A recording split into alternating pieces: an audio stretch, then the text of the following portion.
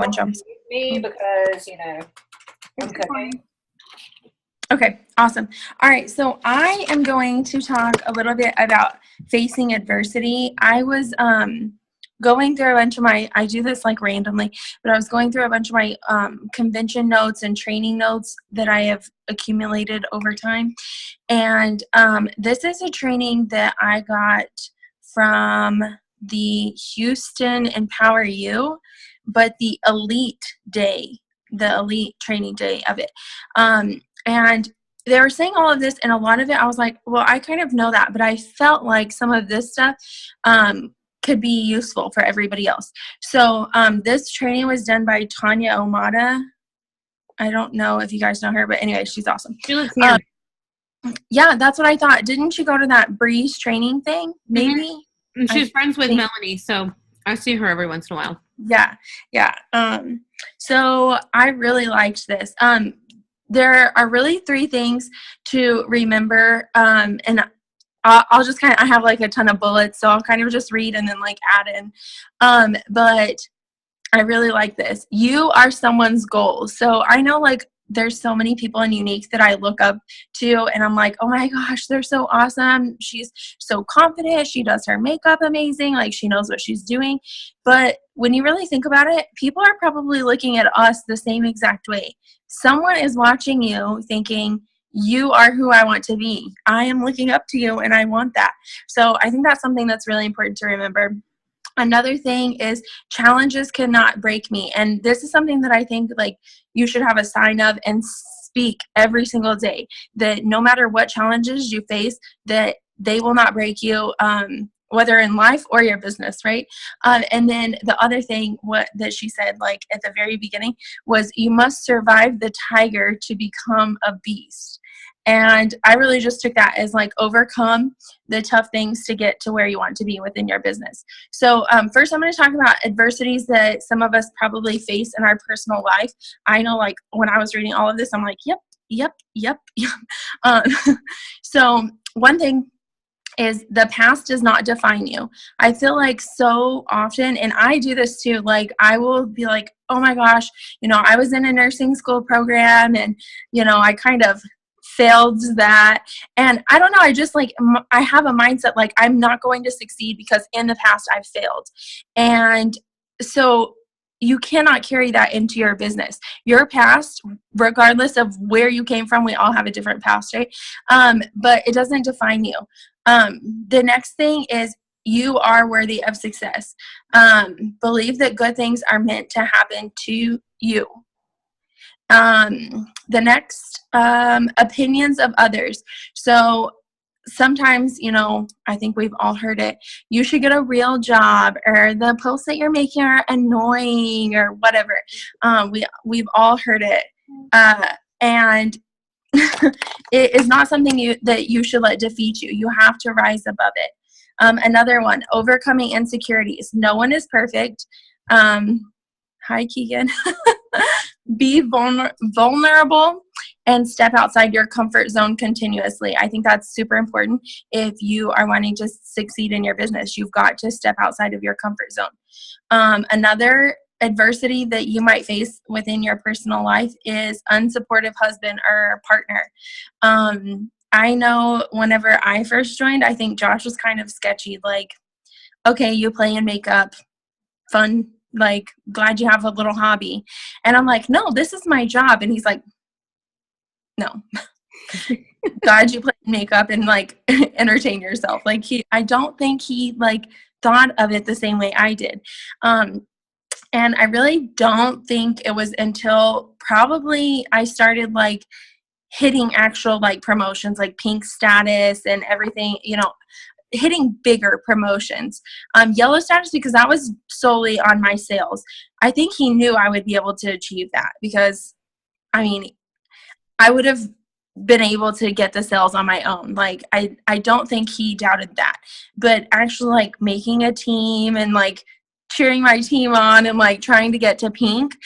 And I even remember when I first hit pink, my mom was like, oh, well, that was like, oh my gosh, you hit pink and like, congrats, but you'll probably never do that again. So like, you just need to celebrate moment. I mean, I look at her face. I bet she's like, yeah, she is, because it's so true. She's like, enjoy it because it probably won't happen again. And then blue happened, and she said the same thing, like, well, enjoy it, because like we thought pink was crazy, but blue, oh my gosh.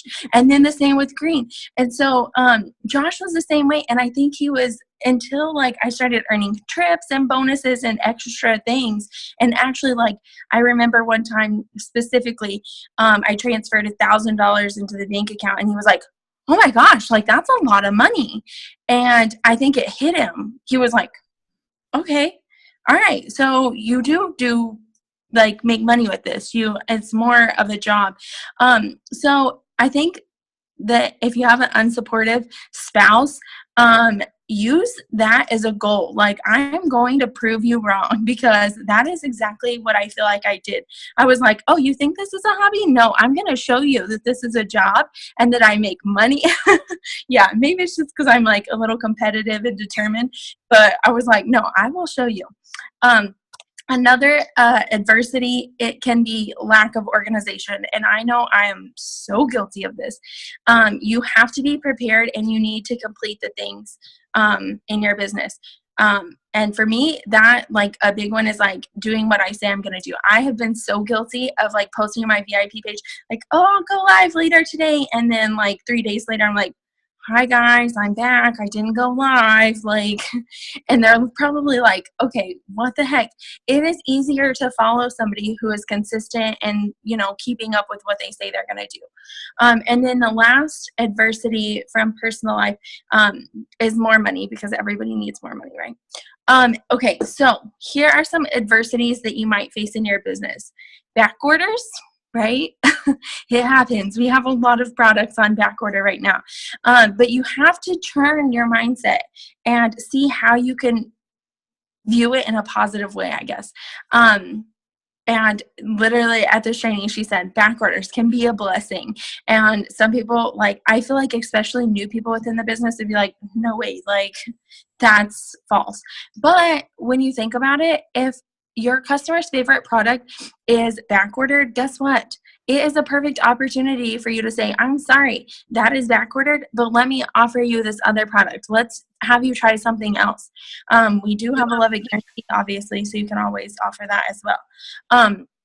Products, if the product quality is off, if somebody gets an item that they're not happy with, showcase the Love It Guarantee, right? We have that in place so that people can be happy with the items they get. Another adversity that you might face in your business is having an unsatisfied customer. And again, you can always find something to satisfy them. That's kind of like Bree says, get them to the love it point. If they don't love one item, use the Love It Guarantee and get something in their hands that they're going to love. Another one is failed parties. I think a lot of times when people have a party that fails or flops, they're just like, that sucks. But honestly, it happens to everybody. And if you are looking at your parties as a way to make connections and network with people, you will never see your party as a failure, because you're going to get new contacts from it. And even if you don't get a sale today, it could lead to a sale in the future, and that's huge. Shipping delays, also happening right now. And I feel like so many of these things, like, something happens and it knocks people down. They're like, oh my gosh, I quit. But you have to have the mindset to get past these things. You can turn it into, oh my gosh, we have so many orders happening right now. Why aren't you joining my team? And that's true. I don't even remember the numbers, and I'm not going to try and lie to you guys, but Derek had posted that like last month was like the highest blah, blah, orders, blah, blah, whatever. Anyway, it was a huge month for Unique. And so you can kind of take that from like an unpleasant situation, going from adversity and taking it to opportunity. Returns. Not everyone's going to love the products. Again, be willing to work with people. And then the other thing, let's see, the other adversity in business could be server crashes, system glitches, things like that. And that's huge. You can use that in your business to say, guys, we broke the internet again. And by doing that, it creates a buzz. People are excited about what's going on. If you're excited about what's going on, they're excited. If you're disappointed, guess what? It's a snowball effect, and they're going to be disappointed too. And then also you could have adversities within your team.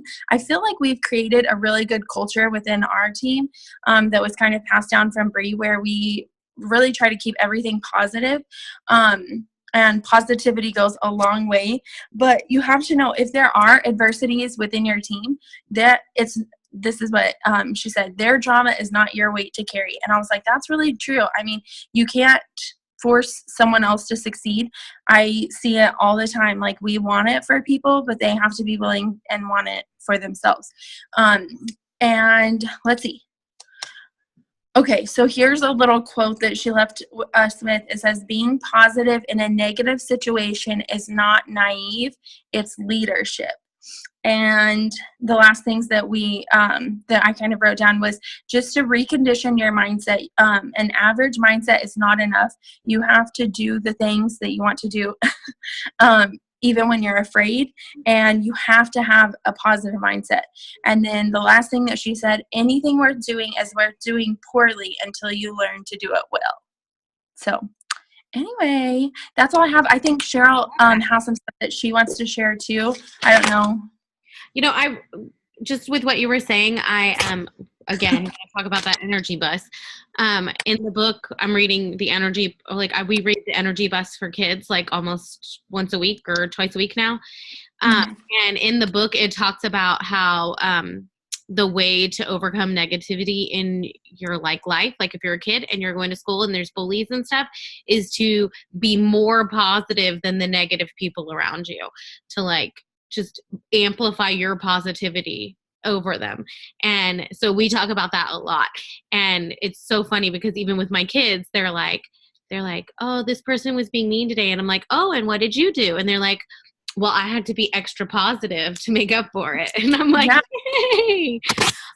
Okay, so I wanted to talk a little bit about your why, because I think that one of the biggest problems that I sometimes have is that, for me personally, my husband makes enough money that we can live okay on it.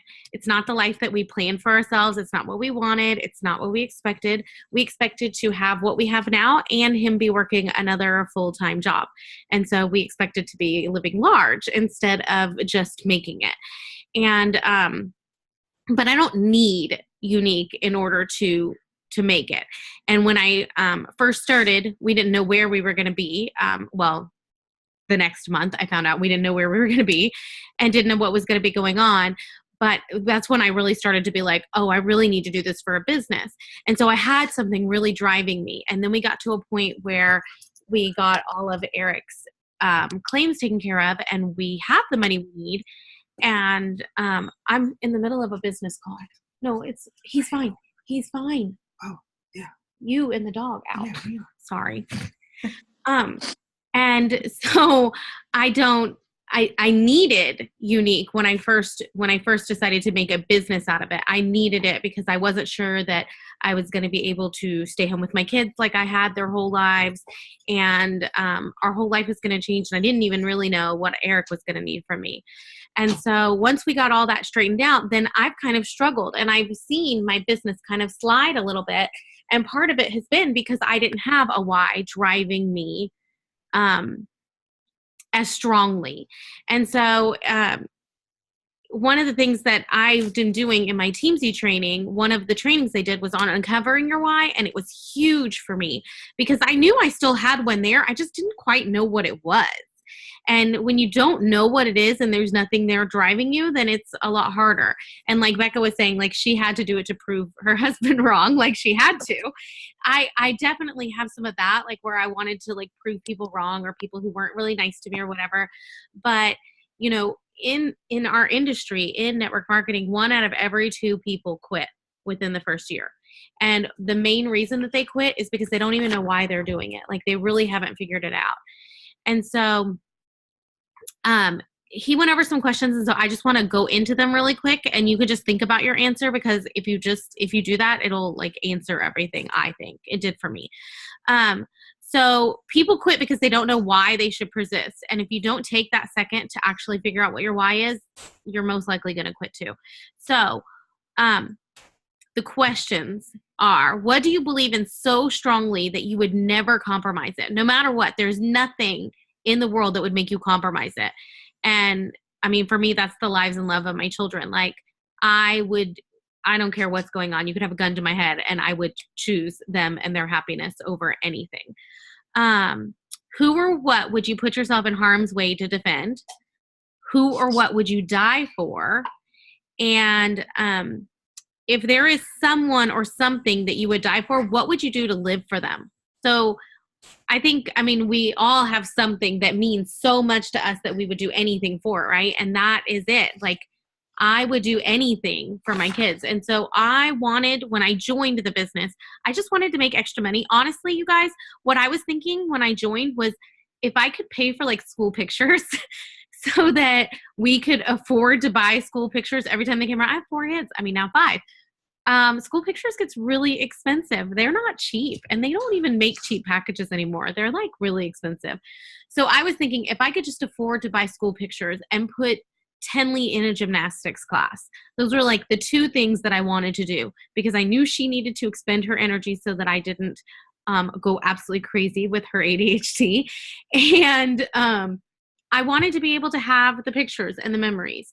And that was all I was thinking. And I was really hoping if I accomplished making just that much money, just, $100 or so a month, because if I saved that would give me the money to buy the pictures twice a year.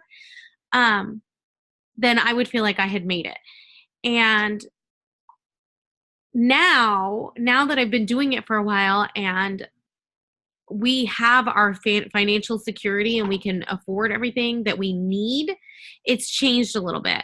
And so I want to give my kids experiences and be able to afford the things that we want and need without any stress or anger or tears. Because for me, when there is a gap in the budget, when I'm like not sure about something, it puts me all off kilter. I do not like not having financial security. It is a huge deal for me. And so if I achieve that and I get to the point where I never have to think about it, then that means that I would have less financial stress and better, more well-rounded kids, because they wouldn't have to deal with a stressed out mom. Like, let's be honest, that's really what it comes down to. And it's meaningful because it would get rid of my fear, and in turn, it would make my kids' lives and everyone who has to deal with those lives better. And when you think about it in that way, like what, if you achieve these goals, what is it going to do for you?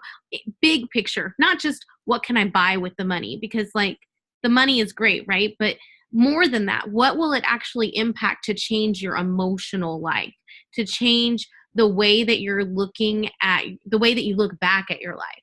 Because that's the big thing, right? Like when you're looking back, you don't think, oh man, you remember that year that I bought this and this and this?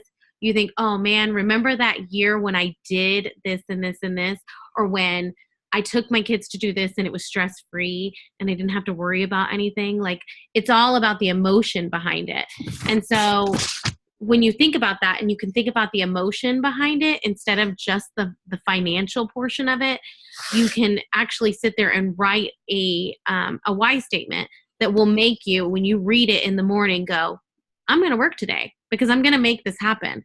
And everybody's emotional behind it is going to be individual to them. But for me, it was definitely about relieving that financial stress so that I could be a better mom, so that I could be a better wife, so that I could be a better friend, so that I wasn't constantly thinking, oh gosh, can we afford this? Oh gosh, do we have the money for this? Oh gosh, because even though we do okay and we have the money we need to make it, which I was afraid we wouldn't for a while, we don't have the money to do the things we want. And those aren't necessarily as important as they are me being able to say I didn't have to choose between buying good groceries for my kids and letting them go do this school activity that was more expensive than what we could really afford. And the moment that I can do that without any of that pressure, any of that because for me, it causes so much stress. It causes me to be stressed. For the moment that I can do that without it, I will have achieved everything I wanted out of life, really. I mean, everything. And so when you can write your why statement to be about that emotions, then it will change the way you work. And I know for me, and in Teamsy, it's something, one of the things they tell us to do is to read that every day right before you start working. And so I've written mine out, and it's typed into Teamsy. And so I read it right before I start sending out messages every day. And even on days when I don't feel like sending messages, because trust me, those days happen where I'm like, oh my gosh, last thing I want to do is talk to someone who I'm having a really crappy day and I don't want to talk to people and like be trying to be happy. And really I feel stressed out. And then I read that and I'm like, you know what? No, I can do this because I want this for my kids. I want this life. I want that freedom. I want to be able